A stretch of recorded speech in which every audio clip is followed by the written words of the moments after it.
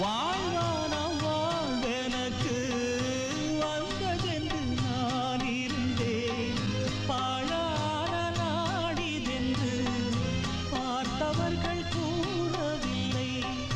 தேனாக பேசியதும் சிரித்து விளையாடியதும், தேனாக பேசியதும் சிரித்து விளையாடியதும் வீணாக போகும் என்று யாரேனும் நினைக்கவில்லை. வானுயர்ந்த